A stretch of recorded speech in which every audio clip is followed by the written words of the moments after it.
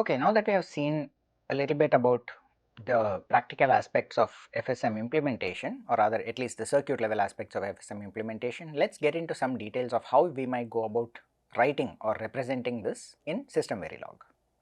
And as before, as I said, right, I am using System Verilog as sort of a superset of Verilog. I am not necessarily using any of the more advanced capabilities of System Verilog over here, right. So, for most practical purposes, whatever we discuss here is also applicable to generic Verilog or any other HDL for that matter. So, here is a example piece of code which is a typical suggested style of writing a finite state machine design in Verilog. The first thing is we need to define our states, and the typical way of doing it is to use the so called enumerated data type, right. And in System Verilog we have this concept of a type definition. This is very much like what you would do in C, right. So, in fact, this almost looks like something out of a piece of C code, right. We are basically defining a new type definition. It is an enumerated data type. The only thing is it is of type logic, right, which basically in this case what we are saying is it is a 2-bit logic type, and we define it as some state t, and we also give the names idle, moving up, moving down and stopped. Now, in the context of what we earlier discussed about the different kinds of encoding of the finite of the states, you might wonder why have we gone ahead and written this 00011011. Isn't this exactly what the synthesis tool is supposed to do? And yes, in most cases that is exactly the case. There may also be a possibility of not even specifying this part of it and leaving it completely to the tool, but in a lot of cases we do sort of tend to specify it, but it mostly does not matter, in the sense that even after you have defined it in this way, the tool is probably going to go ahead and change these definitions when it infers that there is a finite state machine involved. Now, part of the reason we write code in this way is somewhat historical, because before System Verilog came and you had enumerated data types, all this was done using parameters, right. Typically a local param would be used, and parameters could then be used in order, in order to use parameters you actually explicitly have to give them values. You cannot just leave them as incrementing enumerated types. So, this tends to be a common convention that we write out the state encodings, but keep in mind that it does not matter what you write over here, unless you give some extra specific directives, it is almost certain that the tool will go ahead, analyze it, and if necessary, only if necessary, change this encoding to whatever is more convenient or more effective for the problem that you are trying to solve. Alright, so now I have defined this type def as state underscore t. I can now use it as a data type in System Verilog and say state t, two values, current state and next state. This is also a common convention, right. What we are effectively saying over here is that the current state is the actual value or set of values that are present in the registers that I am going to implement. Keep in mind that I had already said the states of a finite state machine are the bit values stored in a set of registers. So, that current state is that set of registers. So, then what is next state? Next state is actually a combinational logic function, right. So, even though next state is defined as type state t, it is not a set of registers that gets implemented on hardware. This is actually a set of combinational logic, right. And what we do is that on every clock edge we take the value of next state and assign it into current state. So, that current state updates at clock edges. Next state is then computed as a function of the current state and, if necessary, of the inputs. Alright, so this is as far as the state definition is concerned. The next part of the coding style is to say I want a state register transition that basically refers to these two things, current state and next state, right. And that is a sequential block, right. We know that we physically want to have flip flops or registers over here. The cleanest way of writing the code is always ff at posage clock, and it could be as simple as having one line that says current state equal to next state. But now what we want is we want the next state logic. As I said, this next state is a combinational logic computation that depends on the current state and on the inputs. So, we can basically have an always comb where we write out some kind of Boolean or behavioral logic that describes how next state is to be computed. And finally, of course, we also have the output logic, right.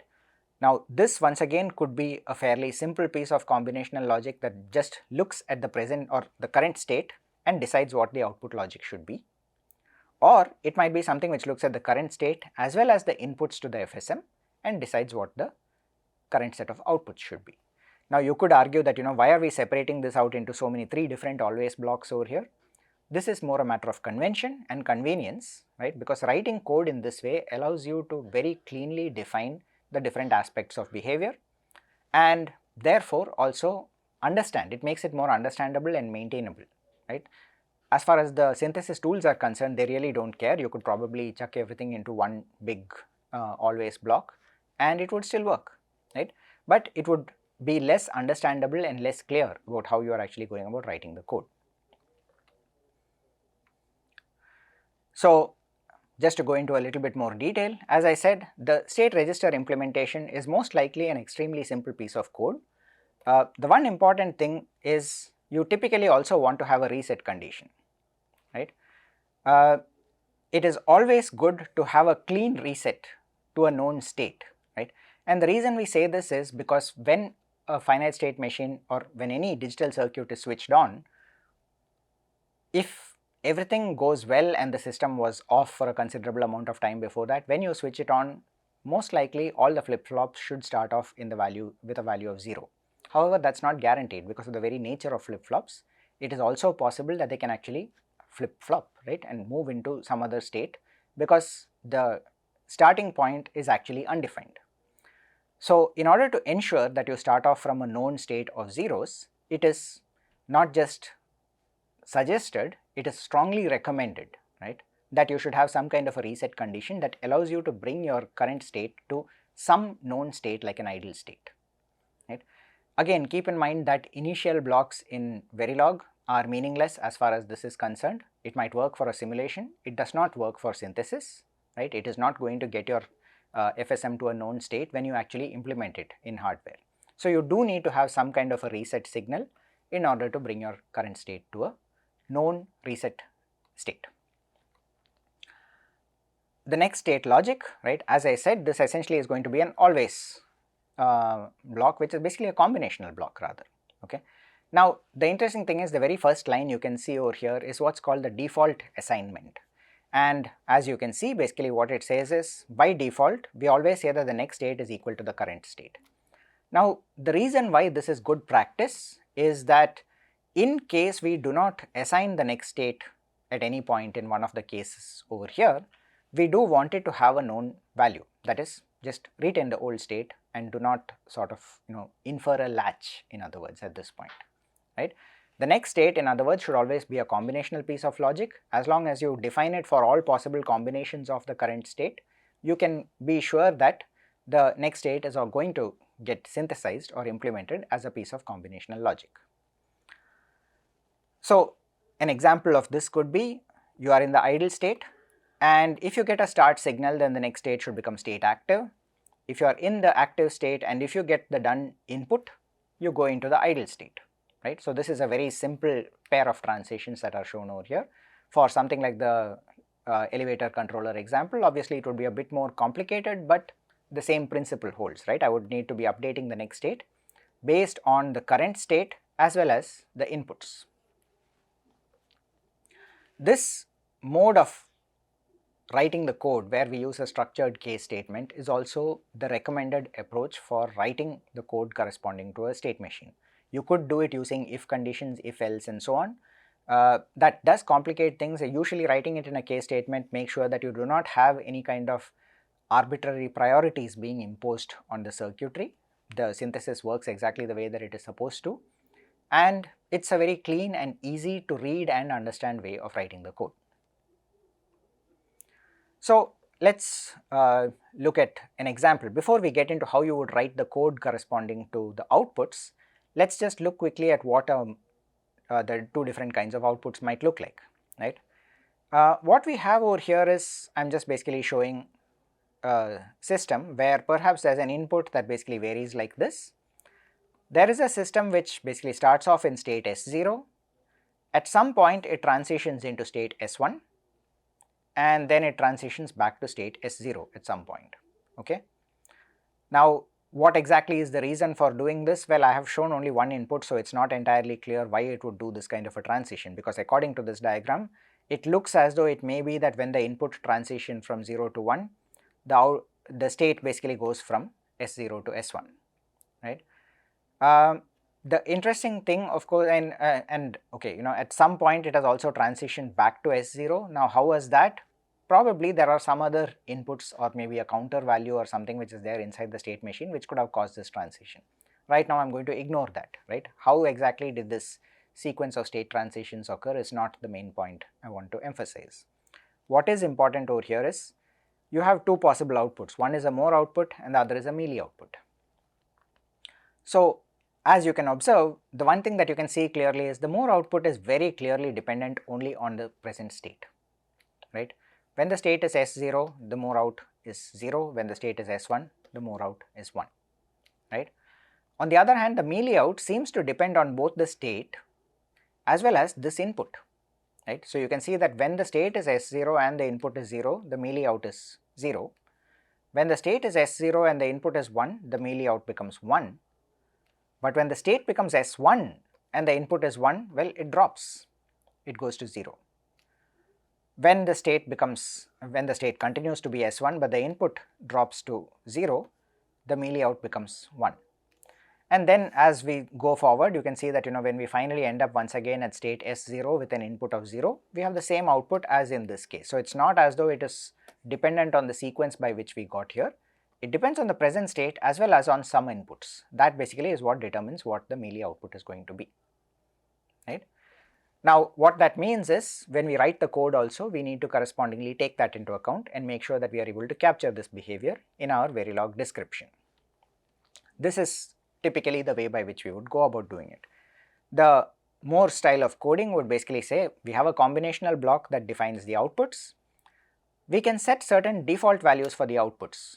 And what that says is, in case I do not define some value in a case statement, this would be the value that gets picked up and assigned. This essentially, this kind of default output assignment over here is serving exactly one purpose, to make sure that no latches get synthesized. Now, in fact, in this case you can see an example of that. In the idle state, I have not specified what the valid output should be, or rather what should be the value of the valid signal.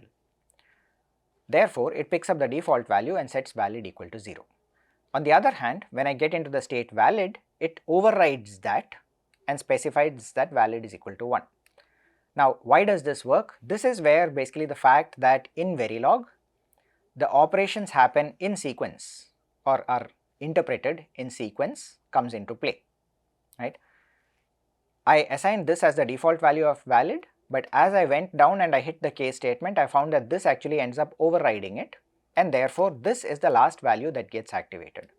One more thing to notice, these are not non-blocking assignments, they are blocking assignments, and that is for a very specific reason.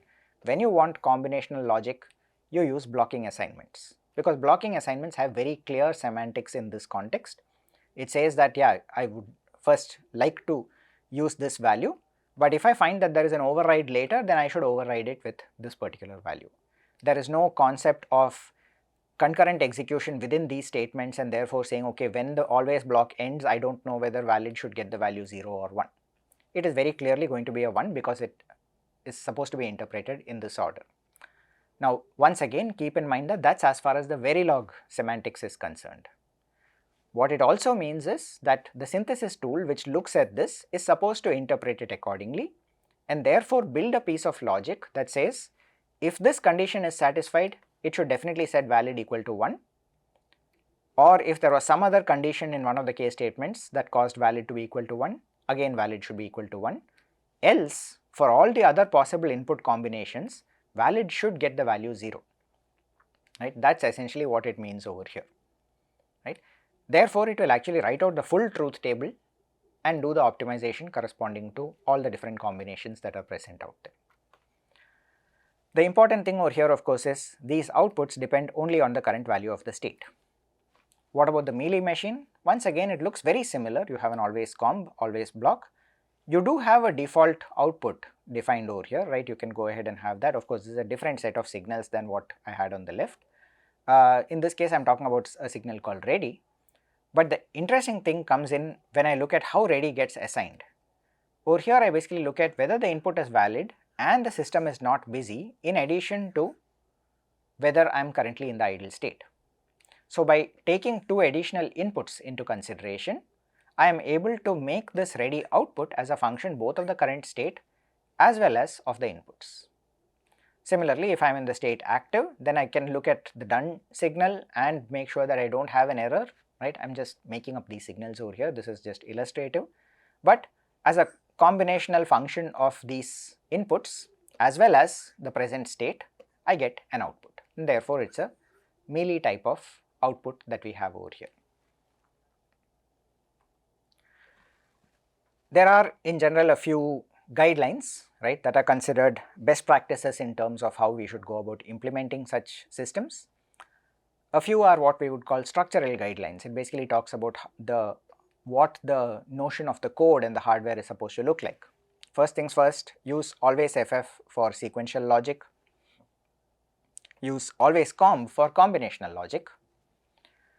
Keep the state registers simple and separate. What that means is just have one always FF block that updates the current state current state based on the next state that has been computed, and don't have any other logic ideally within that same block. It makes it easy to understand how the state computation is being done and updated, right. And also similarly have a separate always block for the next state computation, which is not mixed in along with the rest of the output computation. Now, this is a guideline, right. It is obviously possible to write code differently, and in fact you are likely to see examples where we write code differently also. This is sort of more meant for ease of reading, maintaining, and in general understanding. Use enumerated types for states. This is actually a very useful suggestion. In older versions of Verilog, you did not have the enumerated data type, or before system Verilog you did not have the enumerated data type, so you would then define it using parameters or local params, right. That is also a valid solution, it still works even with system Verilog. Enumerated types are cleaner, they very nicely convey exactly what it is that you are trying to do, so where possible try and use those. Now, from the point of view of safety of the implementation, always have a default state, right. What that means is when you are writing code even for a next state transition, you have all of these states, you should also have some kind of a default state that basically says that if your system was to come up in some unknown state, how are you going to ensure that it gets back into a known state, or rather for whatever reason if it manages to go out of the known set of states that you have, right. Let us say that you have 5 states defined, right. Using 3 flip-flops you can have a maximum of 8 states, you are going to define functionality only for 5 of them. You could argue that as long as you start out with a proper reset, there is no way that you are going out of the known set of states. However, there is still a potential problem, which is simply to say that there can be extreme scenarios including either voltage fluctuations or in the worst case even something like a cosmic ray event, which could literally cause a flip in a bit value, right, from something goes from 0 to 1 or from 1 to 0 and actually ends up pushing your state machine into a state that was not supposed to exist, right. What do you do in such a scenario? Well, the normal thing that you would probably have to do is your whole system isn't working the way you expect, you reset it, and reset brings it back to a known idle state. The other alternative is that you could also say that by adding a default condition out here, you can ensure that if it ever does get into an unknown state, the next state it is going to get back into the idle or default state, and then hopefully that sort of acts like resetting the entire system. It may not give you exactly what you want, but at least it is some way of catching unknown behavior and making sure that you are able to bring it back on track.